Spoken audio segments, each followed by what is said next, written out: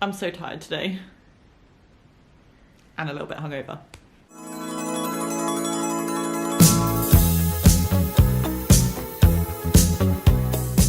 Hi, I'm Meg. I make videos about eating disorder recovery. And this week's video is going to be a bit more personal than they sometimes are, because I've decided to gain a bit more weight and I'm going to talk about why.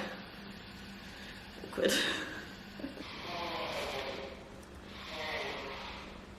Can you hear Brendan blowing his nose? Right, that might sound a bit mental to some people because I'm not that like minimum end of the healthy range anymore. I'm like safely into being my 20s without giving away what my weight is. I can eat most foods. I can join in with people. I can be more spontaneous now. I can hold down a job and relationships. I've got friendships, which I'm actually interested in these days. I don't really get extreme hunger that much anymore. Which all sounds great, right? But I still don't think it's the right weight for my body. Like, I still do think about food. I still do plan my food. I still live in quite a major fear of gaining weight. And we went on holiday recently and it was really difficult for me to like be out of my comfort zone. And it kind of showed me how much like control and rigidity I do still have. And like, if I'm still trying to control my weight, then it's not the right weight for my body. Like, if you're restricting or exercising or engaging in any behaviours to maintain the weight you are, like, to me, that's not the weight that your body is supposed to be. Drink. Let me see my face.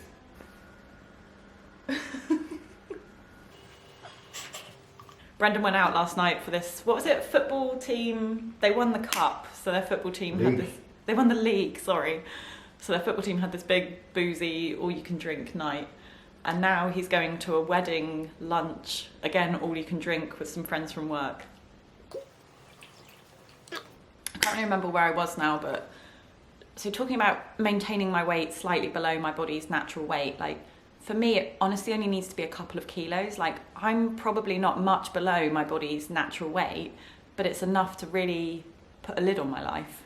I feel like we try so hard and waste so much time. Like, honestly, people can waste years in this kind of stage of just holding their body slightly below where it wants to be. Like, your body wants to be here and you're holding it here, even if it's mid-20s BMI. But we like hope, oh no, my body will change its mind. Like, it does want to be here. And then you hope that like your cravings will go away, your bones will heal, your digestion will fix, your attention will come back. You can focus on things other than food. Your fears of food will disappear. Like, basically, you want to be able to just suppress your weight slightly, but without your eating disorder. But that just doesn't work. Like, we can't trick our bodies, and it's not going to recover and start functioning again because we want it to be at this weight, not if it wants to be here. Even if that's just the sake of a couple of kilos, and even if you're already in the healthy zone.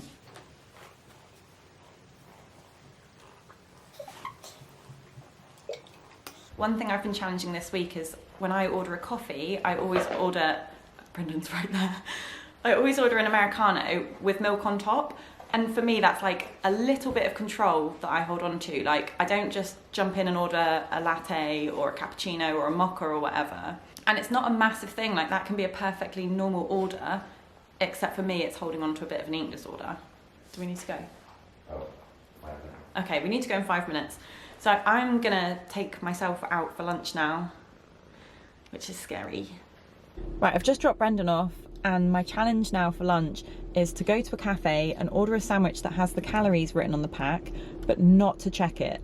So I have to just choose the flavour that I want. Weird. Oh.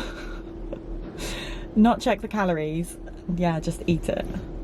Which is really weird because we go to a local cafe and I can order sandwiches off their menu, but there's something about knowing the calories that really freaks me out. And I probably could just get by in life avoiding sandwiches that have calories written on the pack, but is that the recovery I want? Like, no.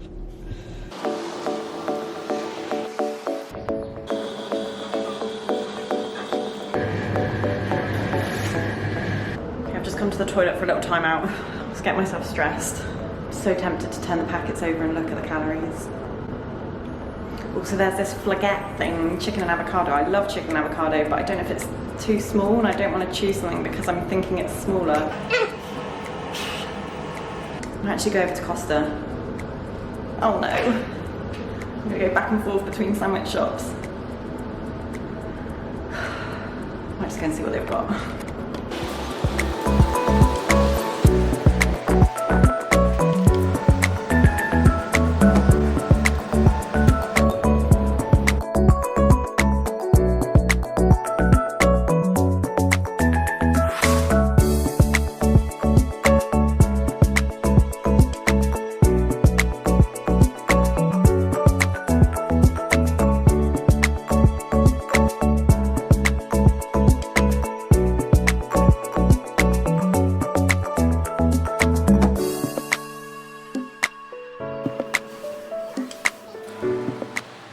This is an iced caramel macchiato or something, which I have never had before.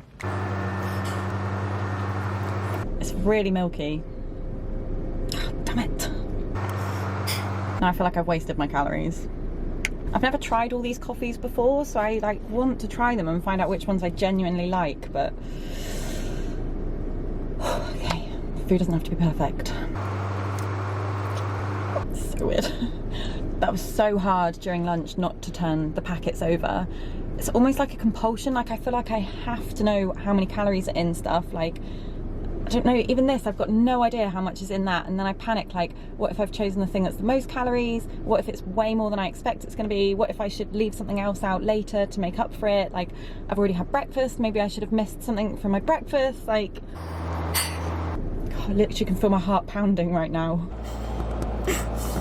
I think I'm trying to do it to show myself, like, I don't need to check on calories. I don't need to know what's in my food. Food is just food. I don't need to control it or like balance it out across the day.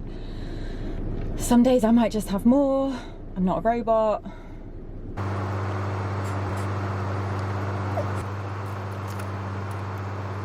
The foam's kind of nice. Oh, the foam's actually lush. So weird. I think my biggest fear about challenging these last few rules is that I'll gain weight, and not even that I'll get fat, just that I'll gain a bit more weight and that I'll be a bit bigger, a bit healthier, whatever.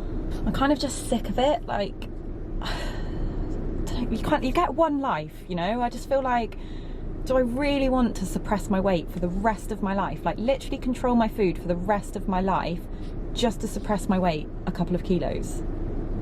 Oh, but I'm also so scared of putting that couple of kilos on, but... Right, I think I'll drive home. It's a bit weird in the car park where the lights go on and off. I'm gonna put a bit more ice in it. Wow. Ta-da!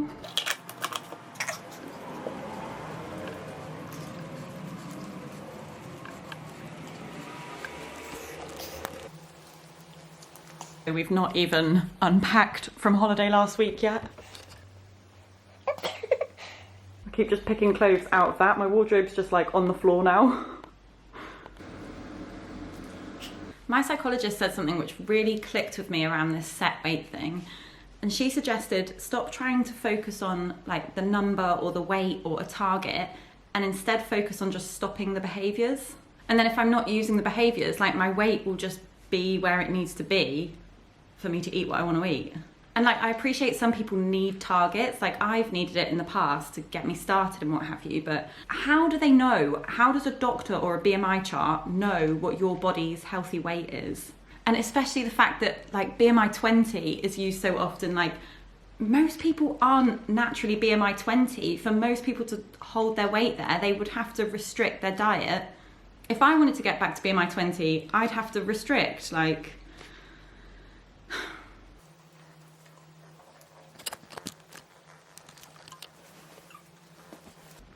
another thing my psychologist says is, like, how many years is it going to take to realise that whatever weight is not your body's natural weight? And she says it's like the definition of insanity, doing the same behaviour and hoping for a different result. So like suppressing your body's weight and hoping that you'll recover, hoping that you'll lose these obsessions with food and it will get your personality back and you'll be fun and spontaneous and able to eat everything and not have food fears. Like, it doesn't fucking work. And of course it doesn't. Like, what body wants to be underweight? It doesn't. Like, I kind of feel like you can't overcome all your fears and challenge all your foods and eat everything you want and be underweight. Like, yeah, it's like trying to recover but still within your eating disorder.